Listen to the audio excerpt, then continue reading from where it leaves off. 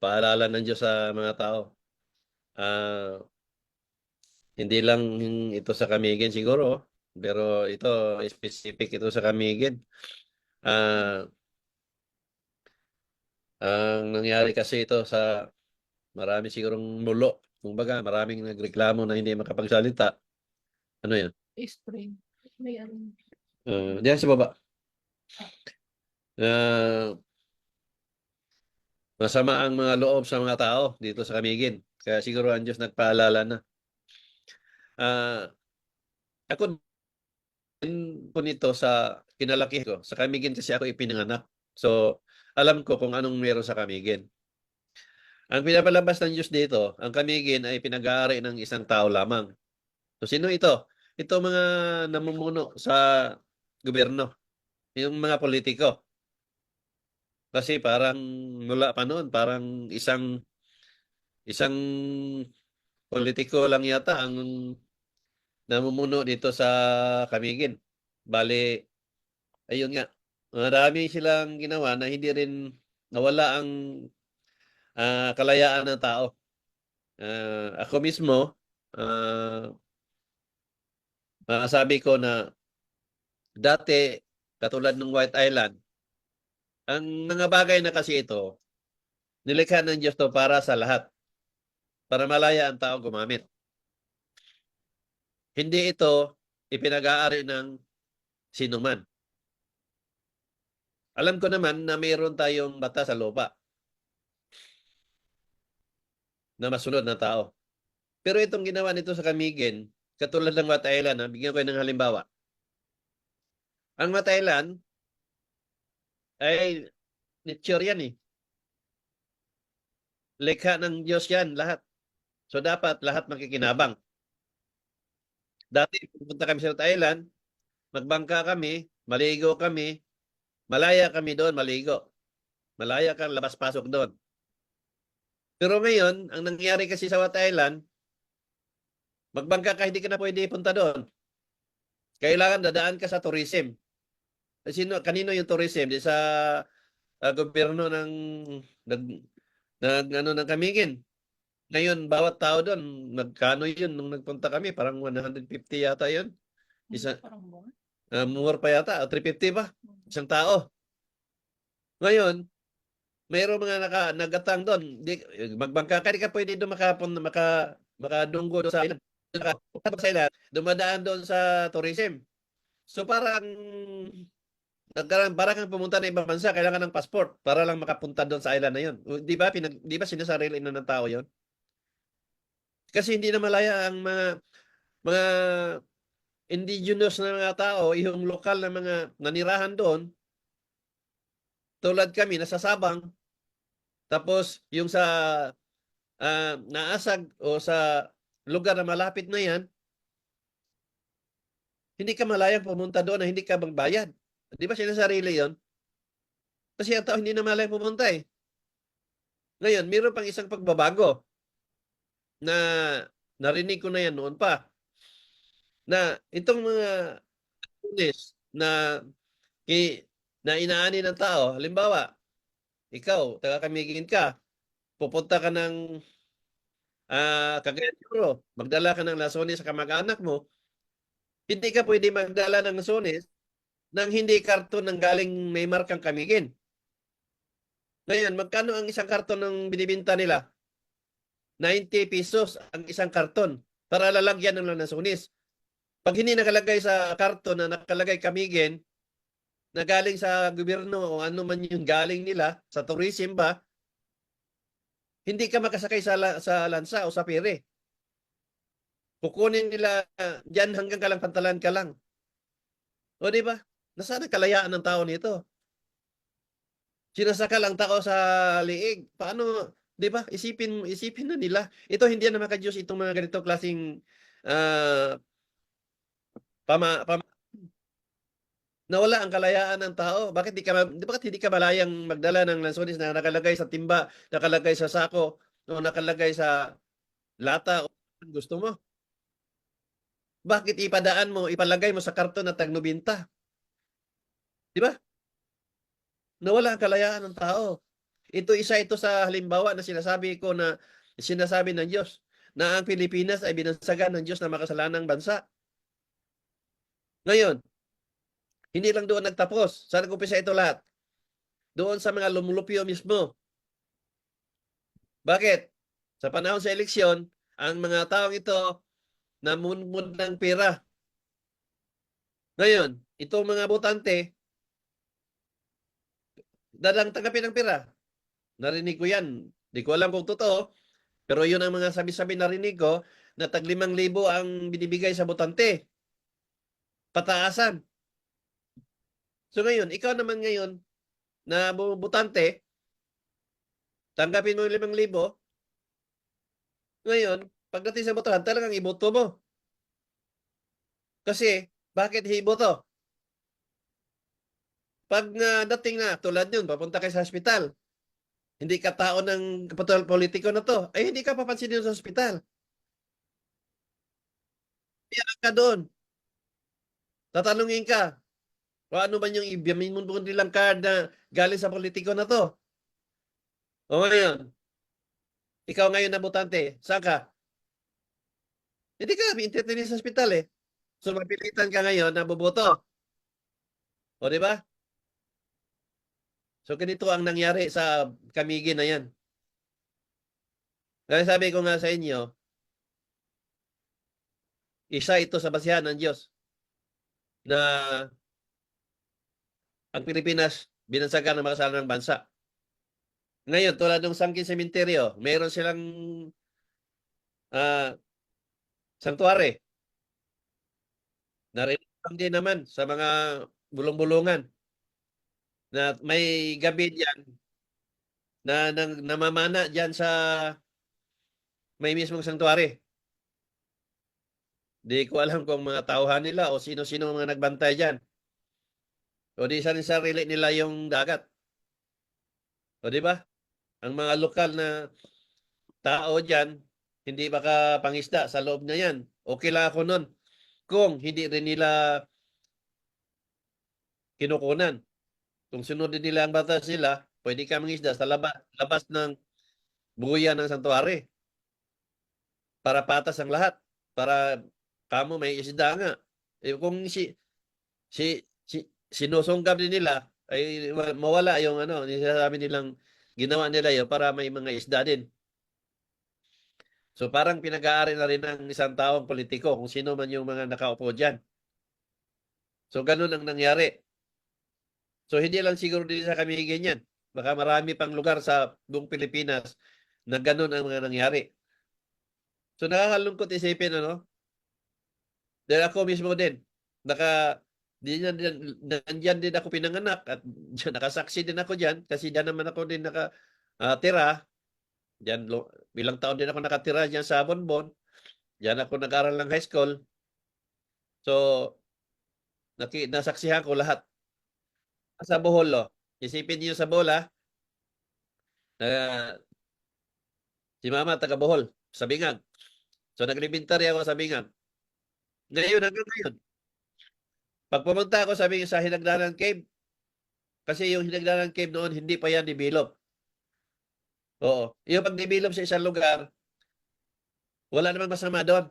Kasi kung develop ng tourism, o din i-develop. Ngayon, kung kailangan nyo ng maintenance, walang problema doon. Nangulikta kayo ng pera para sa maintenance, para masweldo sa tao, pero huwag niyo pagbawalan ng mga tao gumagamit na lalo na dyan sa lumulupyo sa Camiguin. Bigyan naman yun ng konsiderasyon na gumamit sa lugar na yan. Di ba? Kung tourism man, bigyan nyo ng discount din yung sa buong mga lumulupyo sa Camiguin. Kung nangulikta kayo ng tag 350 o 300 ang isang tao, sa Camiguin, kahit tag 100 na lang kasi taga Camiguin yan eh. Meron silang right na magamit dyan sa Diyos sa paligid. At huwag nyo naman sarilihin. Ngayon, yung mga tagalayong lugar, pwede nyo taasan ng konti yung bayad nila. Para nga sa maintenance, sa paswelo sa mga tao na nandyan. Para sa paglilinis o ano man. Pero huwag niyong pagbawalan ng mga taong nandyan na sila tumanda, dyan na sila lumaki. Katulad ko, taga-Camiguin ako mismo. Pero wala akong karapatan na gumamit yan sa lugar na yan nang hindi ako dumadaan sa tourism. Ito ba, gawain ba ng may Diyos to? Ito mga tao ito, nagsisimba to. May mga relihiyon to. Tumatawag ito ng Diyos. Ano ang mga meron dito? Gahaman sa salapi, gahaman sa kapangyarihan. Itong lahat, hanggang dito lang sa buhay pa tayo. Paglikas natin dito sa mga mundo ng buhay, pagdusahan ang lahat ito. Ang mga henerasyon sa henerasyon na wala ng pakinabang sa nilikha ng Diyos sa paligid. Ngayon, doon sabi nga ko, isipin ninyo, parehas naman tayong sa Pilipinas, pareho ang panggobyerno natin. Ihambing ko dito sa Camiguin. Sabi nga, lahat ng lumulupyo doon sa lugar na yon, sabi nga, basta magpakilala ka lang na akong mama taga dito, akong lolo taga dito, hindi ka magbabayad. Tulad ko, punta ko ng Camiguin, pasok yung nagdanan cave. Pakilala ko, ako yung lolo ko, si Milicio, yung tiyahin ko si Masiding. Oo. Ito, anak ko to, ito pamangkin ko to. Hindi kami magbabayad. Ito magbayad to kasi kasama ko lang to. So ganun ako sa Bingag. Bakit ang nagawa ko sa Bingag yon? Di ba? Bakit pinahintulutan? Kasi may order ang mayor o gobernador doon sa Dawes na yung mga lokal na lumulupyo dyan, ha, huwag niyong singilin yan. Dapat makikinabang sila dyan na libre. O, pareho na sa Pilipinas tayo. Bakit sa kami hindi nagawa ito? Sige, isipin niyo mabuti. O di na sa panggobyerno, sa lugar na yon. Ito yung nakakalungkot. Ito yung mensahe ng Diyos na to.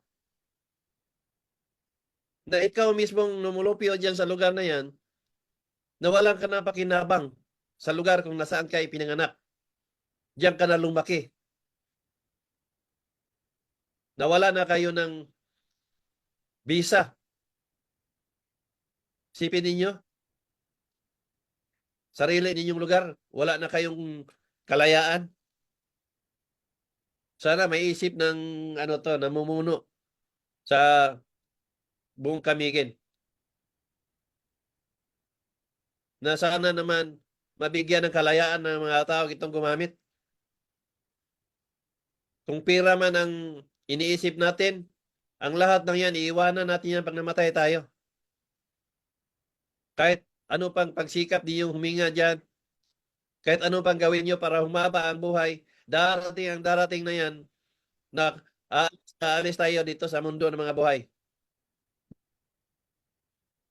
Sana may isip ninyo na dapat makinabang ang mga tao nandito na taga Camiguin nun mismo. Huwag natin ipairal yung kasakiman natin sa kapangyarihan. Huwag natin ipairal yung kasakiman natin sa kayamanan o pera man. Dahil ang pera, ginagamit lang natin to habang buhay pa tayo. Mas maganda pa rin na mawala tayo sa mundong ito na maganda ang iniwan natin. Magandang kwento na marinig ng mga tao. Kaysa bulong-bulungan ng mga tao. Uy, nawala na si Mayor o sino man ang namumuno.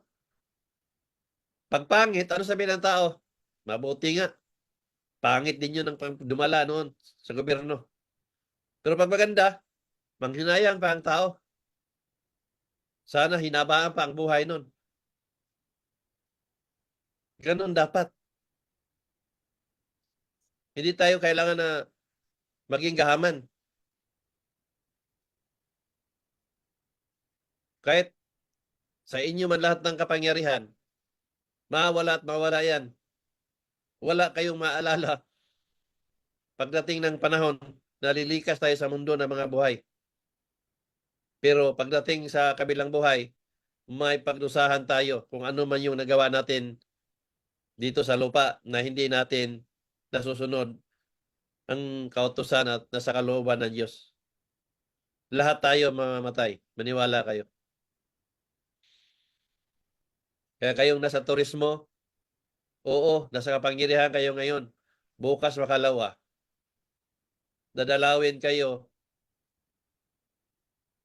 ng oras na hanggang nandoon na lang kayo. At maaari pang mapaga pagdating ng mga trahedya na paalala ng Diyos sa tao. Dahil panahon ngayon, hindi na ito biro. Makita ninyo ang mga trahedyang dumating na sa buhay ng tao na hindi katulad ng dati na ipinarating ko nang sinabi ko nga sa inyo. Ang sinasabi ng Diyos na ang mga trahedyang darating sa buhay ng tao ay hindi tulad ng dati. Kung isipin ninyo mabuti kung ano yung mga sinabi ko mula 2013. Kaya sana may isip ng mga taong ito. May mga puso't damdamin din kayo. Sana man lang tubuan kayo ng pagmamahal sa mga taong nasa paligid ninyo. Nangailangan din sila ng kalayaan. Nangailangan din sila ng mga bagay na hindi gumagamit ng pera sa bawat kalaw sa lugar. Tipin mo, kamiging doon ka mismo. Maligo ka lang doon. Gagastos ka ng pera. Samantalang ang hirap ng buhay doon. Tulad ng lasones ninyo, hindi na mabinta. Kasi wala nang bumibili. Kasi sabay-sabay na hinog. Sabay-sabay na munga at nahinog. O di ba? Nakapangutang na ang mga tao. Dahil nakita na, maganda na, marami ng bunga. Noong pagkahinog pala, wala nang bumibili. Kasi tag 5 kilo, tag 5 per kilo na lang. Mas mahal pa ang pagbayad doon sa pagpa-ani kay doon sa halaga ng kilo ng lansones. Mas mahal pa ang halaga ng karton na lalagyan ng lansones. So ano nangyari? Pinabayaan lang ng mga tao, yung may-ari ng puno, tulad doon sa amin, pinabayaan na lang sa puno na malata. Paano hindi pabayaan? Magdala ka, 90 pesos ang karton. Samantalang, tag 5 pesos o 4 pesos lang ang kilo sa puno. Babayad ka, mas mahal pa ang bayad mo sa pagguno o sa pag-ani. Ang isang karton, maglaman ng 10 kilos o 40 pesos lang, samantala ang karton 90. Nagdoble ang presyo. Sa karton pa lang yun. O isipin nyo mabuti. Kaya wala nakikinabang sa lansones. Ito yung nakakalungkot. Kung isipin natin mabuti. Sana ma-realize ninyo kayong nasa tourism. Hindi lang siguro sa Camiguin, marami pa. Katulad sa Bohol. Ano nangyari sa Bohol? Doon sa ano yung beach na yun? Alona. Sa napuntahan ko, Alona Beach. Punta kami doon, naghanap ako ng CR. Laki-laki ng beach, kumbaga sa Bohol. Maraming tao, maraming turista. Naghanap ako ng CR. Walang CR. Ano gagawin mo? Umiihi ka dyan sa harapan ng maraming tao? Kausap ko mismo yung staff ng tourism. Nandiyan si Edwin noong time na yon. Kasama ko si Edwin. Sabi ko, boss, saan ba ang CR dito? Sir, wala tayong CR dito, sir. Ha? Tourism kayo? Di-develop ninyo to. Nangulikta kayo ng pira sa tao tapos wala kay CR? Anong sabi sa akin? Sir, dapat share mo nang i-live share sa Facebook share para makarating sa kanila. Kita mo, staff ka ng tourism. Ikaw mismo magparating doon sa nakakataas sa inyo. Isipin mo, nangulikta sila ng pira doon sa mga tao. Marami-raming paraan kung paano sila kumita doon sa mga tao nakapwisto doon. Tapos tuturuan kanila na magsiya doon sa isang restaurant. Yung isang restaurant doon, isang kainan doon, isang beer house doon, hindi magtatayo ng beer house o CR restaurant yun kung hindi required na tourism ng CR. Sa sarili nilang customer yun. Dapat ang tourism mismo, meron kayong sariling CR na public. Paano naman yung mga hindi naman kakain sa restaurant na yon? Paano may mga tao hindi umiinom sa restaurant na yon? Meron mga taong walk-in. Kailangan niya na pupunta dyan sa CR yan. Pag akit ko sa taas, naghabang ko ng CR, sarado. Kasi may bayad. Ano nangyari sa Pilipinas? Nasa public place ka. Mayroong CR na private. Ginawa nila kasi inegosyo nila ang CR. 5 pesos ihi. 10 pesos tae. Isipin mo yun? Di ba? Ikaw naman gobyerno. Anong ginawa mo doon? Sikat na sikat ng beach na ano. Ano masasabi ng mga foreigner? Di ba? Hindi ba pangit pakinggan, marinig ninyo sinabi ng foreigner? Iyon, anong lugar to? Walang mga CR. Kung ihi ka 5 piso, pag tumayo ka 10 piso. Di ba nakakahiya yun? Kami mismo, nandito kami sa ibang bansa, marinig namin yan sa mga foreigner na nandito. Ganahan ka ba magsabi na galing ka ng Pilipinas? Di ba? Sa halip na maging proud tayo na galing ka ng Pilipinas, mahiya ka na magsabing galing ka Pilipinas. Di ba? Pumunta kami ng Anda. Ano nangyari papunta sa Anda? Mayroong bayad papunta doon sa pasok sa Anda? Kasi para daw sa tourism? Isipin niyo mabuti yan. Utos doon ng mayor na mangulikta para tollgate. Dati naman kalsada yun. Wala namang ano. Di naman private yun. Public naman yun. Kasi daw, baka daw papunta kami sa beach. O di sa beach kayo mag-abang para daw sa kalinisan. Eco-friendly ika nga. Pero ano ka sa highway? Nasa public na highway. Di ba? Na si Edwin, no? Siya ang nagservice sa amin noon. Nagbayad kami tag 60 siguro yung ulo noon. Ilan kami nandoon? O isipin ninyo yan. Nasaan nila ang mga Diyos ito? Itong mga tao ito, nagsimba yan. May mga relihiyon yan. Tumatawag ng Diyos yan. Tapos sasabihin ninyo, relihiyoso kayo? Anong ginawa niyo sa mga tao? Ang lolo ko, nanggagaling pa sa Anda. Marami ako mga pinsan sa Anda. Ngayon papasok ako sa Anda, dadalaw ako doon sa mga kamag-anak ko. Hindi ako makadalaw dahil hindi ako magbabayad ng ano? Entrance fee ng highway, main road, public road. Ano nangyari sa Pilipinas? Di ba? Hindi napupuna ito ng presidente sa Pilipinas. Ano ng presidente? Bakit hindi nila yan mapatino yung mga nasa baba? Kasi mga polpol din kasi. Isa ito sa basihan ng Diyos na ang Pilipinas talaga makasalan ng bansa. Makikita natin. Kaya natin himayin kung saan nanggagaling ang sinabi ng Diyos na bakit makasalan ng bansa ang Pilipinas. Kahit sa ahensya ng gobyerno. Puro korupsyon. Puro pira. Puro gahaman sa kapangyarihan. Akala mo, yung mga taong ito, hindi ito mamatay.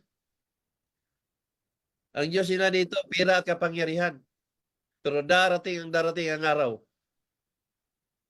na dadalawin kayo at tayo sa kamatayan. Mawala tayo sa mundo ng mga buhay. Tayong lahat. Walang kahit sino na manatiling buhay. Tulad ng batong buhay dito sa mundo ng mga buhay.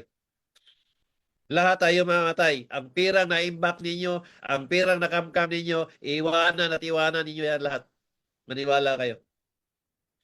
Mabubulok tayong lahat sa hukay. At tuwati lang din ang makikinabang sa ating lahat.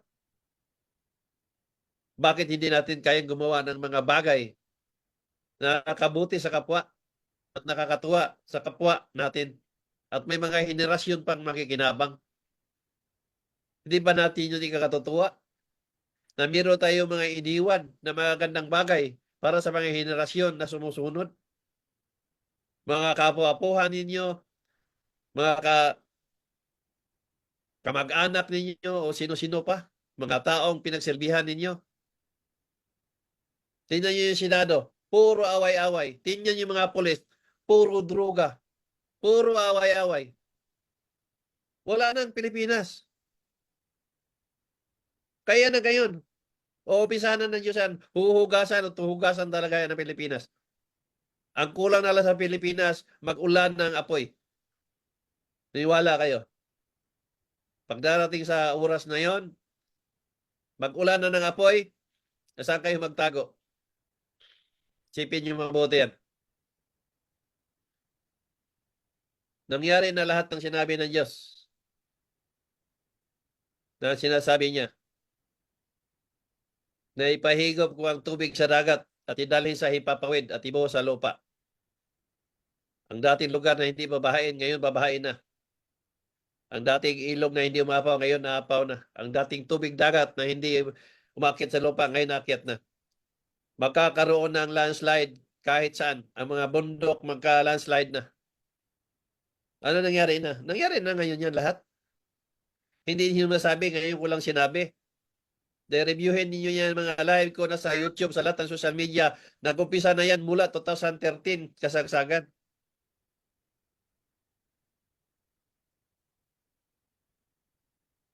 Kayo, naniwala kayo ng Diyos? Hanggang bibig lang.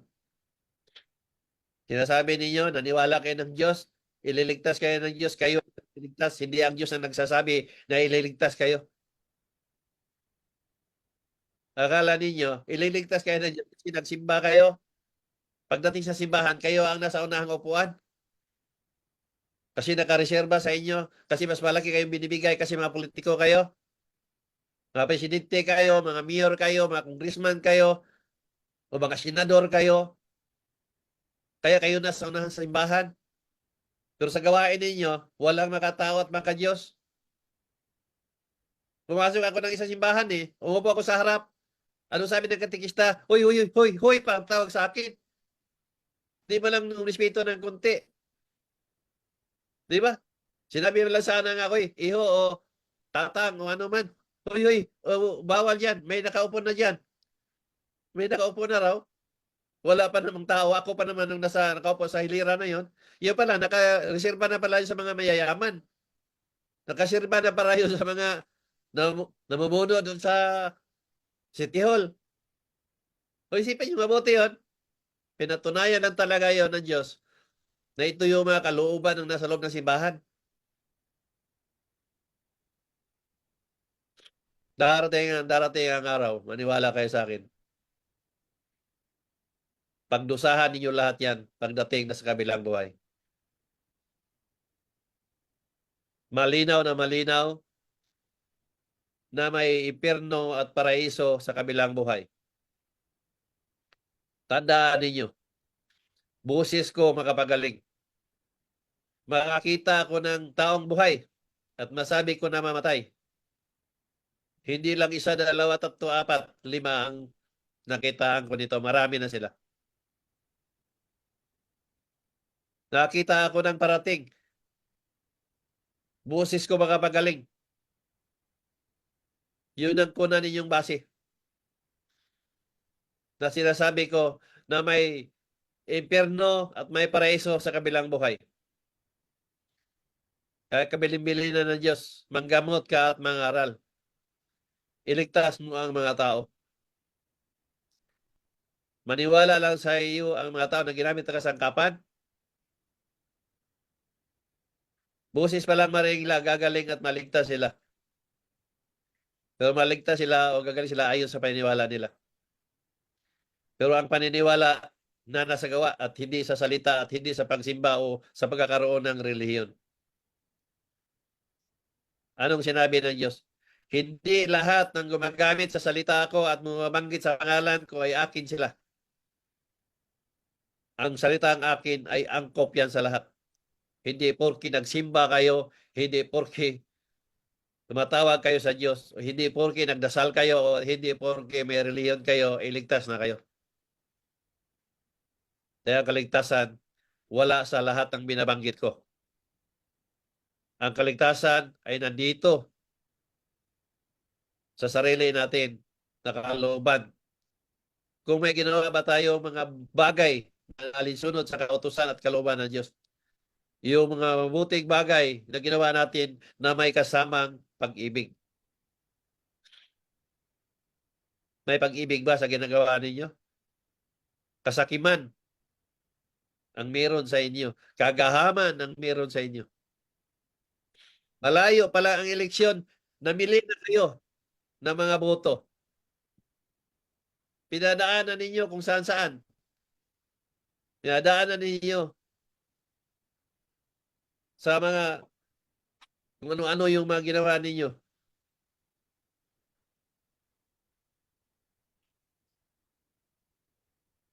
Para lang ang tao matali. Ikaw ba? Nakatanggap ka ng porpis? Ngayon, pag eleksyon, sinong iboboto mo? Di yung nasa gobyerno na. Kasi pag natalo, maaari ka mawala ng porpis. At iba pa. Di ba? Meron sa ibang lugar, namimigay na ng stamp para libre ng konsulta. Para libre ng school ng mga bata. 1 taon, 2 taon. Di ba? Di ba ito pamimili ng boto sa tao? Hindi ba ito kagahaman sa kapangyarihan? Pero nagsimba kayo, may reliyon kayo, itong lahat, sasabihin ko sa inyo, pagdusahan ninyo ito lahat sa kabilang buhay. Kahit anong pagsumikap ninyo na mabuhay o habaan ng buhay ninyo, darating ang oras na dadalawin kayo o tayo ni Haring Kamatayan at lilikas tayong lahat sa mundo ng mga buhay. Kaya mas mabuti pa na gumawa na tayo ng mga magandang bagay na ikatuwa sa kalooban o sa mata ng Diyos. Dahil ang sabi ng Diyos, 3 lang ang kailangan ko sa tao. Pagbabago, pagsisisi, at lubos na paniniwala. Simple lang ang hiningi ng Diyos. Hindi natin magawa yan.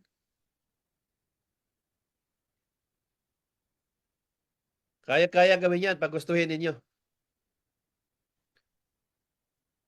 So hangad ko na mabuksan ang mga puso at isipan ng mga tao ito. Huwag natin ipairal ang kagahaman natin.